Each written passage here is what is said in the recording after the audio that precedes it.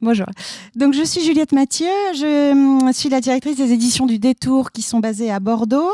Voilà, nous avons, pour ceux qui ne nous connaissent pas, nous avons bientôt 5 ans, un peu plus de 30 titres au catalogue.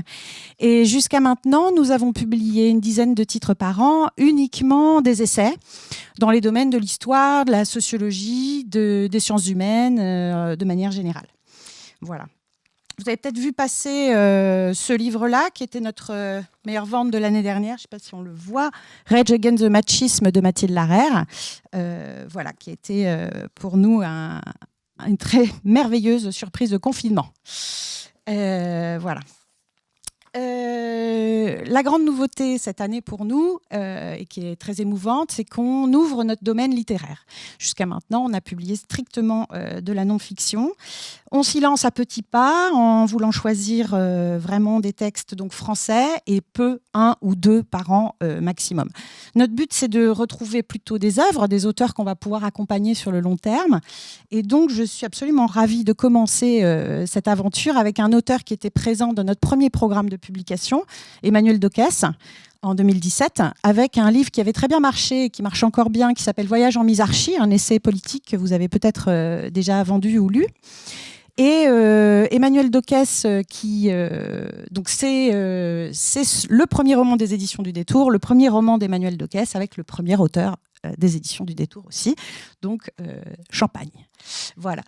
Ce roman s'appelle Le Projet Myrdine. Il sort le 30 septembre. On a fait c'est un gros machin. Voilà, et je vais vous raconter son histoire. Alors, c'est un roman qui se déroule en France en 2020. Et il raconte l'histoire de 2 mondes, 2 sociétés qui vont se croiser. La première société, c'est la nôtre, tout simplement. L'héroïne dans cette société, c'est Quasi, qui est une enfant de la DAS, c'est-à-dire de l'aide sociale à l'enfance, comme on l'appelle aujourd'hui. C'est un ancien bébé abandonné, trouvé dans un état abominable. Elle a été sauvée contre toute attente à l'hôpital. Elle a eu des années d'acharnement chirurgical pour lui permettre de devenir autonome. Et aujourd'hui, orpheline, elle vit actuellement dans un foyer de filles qui s'appelle les 4 Vents. Et elle va, avec une petite bande de filles du foyer, s'évader, avec l'idée fixe de retrouver ses origines et de revenir là où elle a été trouvée, dans la forêt. La seconde société qui va venir percuter la première, vous ne la connaissez pas, mais pourtant elle existe, c'est celle d'une autre race d'êtres humains. Donc ce ne sont pas des sapiens, ce sont des gnomes. Alors ça s'écrit pas comme gnome, mais ça s'écrit comme ce nouveau gnome. Donc, ce sont nos proches cousins. Ils nous ressemblent en de très nombreux points, sauf qu'ils sont extrêmement petits. Leur société est enterrée sous notre sol, et c'est une société qui est très avancée démocratiquement, très avancée technologiquement aussi, notamment grâce aux biotechnologies, parce qu'ils vivent au milieu des insectes et ils ont étudié leur comportement et travaillent en proximité avec eux.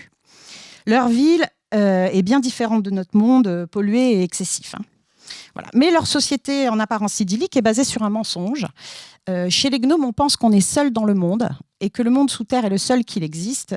Mais une toute petite élite sait qu'il y a un extérieur et que les humains y vivent, des humains qui sont des presque frères. 500 ans avant, c'est difficile à croire, ces 2 races vivaient à la surface en bonne entente. Mais la guerre est venue, la pollution, et les gnomes ont préféré se retirer sous terre et aujourd'hui, ils en ont presque oublié leur vie d'antan. Dans cette société protectrice à l'extrême, sourdement disciplinaire, on va suivre notre deuxième héros, Mardo, un étudiant dissipé de l'école d'élite. Donc il sait, lui, que l'extérieur existe et il ne rêve que d'une chose, c'est de sortir à l'air libre. Quand on mesure 1 centimètre de haut, c'est extrêmement dangereux. Il sait qu'il n'a pratiquement aucune chance de survie, mais il étouffe littéralement, il a besoin de sortir. Voilà. En toile de fond, la guerre menace. C'est-à-dire qu'à Miralonde, chez les gnomes, dans la sphère du pouvoir, il y a une rumeur. On dit que les humains seraient en voie d'extinction. Ils ne se comportent pas comme d'habitude. Pour certains, c'est le signal qu'il faut reconquérir la surface, repartir en guerre. Pour d'autres, c'est le signal qu'il faut au contraire s'enfouir encore plus profond et plus loin de cette menace. Mais rien d'aussi important n'a jamais été tenté à Miralonde depuis le fameux projet Myrdine. Alors on est dans un roman d'apprentissage. Je me lance dans la lignée de Thomas Mann.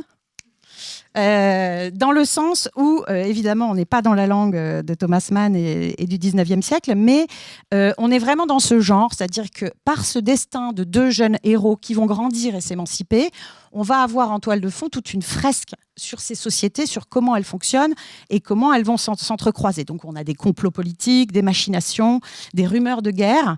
On sent que notre civilisation est sur le point de basculer. Il y a donc deux histoires dans ce livre, pratiquement deux romans. Un roman noir social presque, celui de Casey dans son foyer avec son évasion, très intime, presque à la manchette, avec une poursuite de station-service en station-service, un univers de noir. Et bien sûr, le roman d'initiation, côté gnome, avec des monarques imbus, des scientifiques inquiétants. Voilà. Le livre est un page-turner, il va très vite. Il a un suspense haletant. On n'est pas certain de ce qui va arriver. On ne sait pas comment ça va pouvoir se résoudre.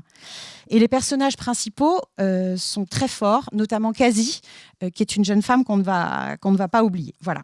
Vous retrouverez dans ce livre le souffle des grandes sagas, la fantaisie d'Emmanuel Docas, si vous la connaissez déjà, et puis son thème favori, la liberté.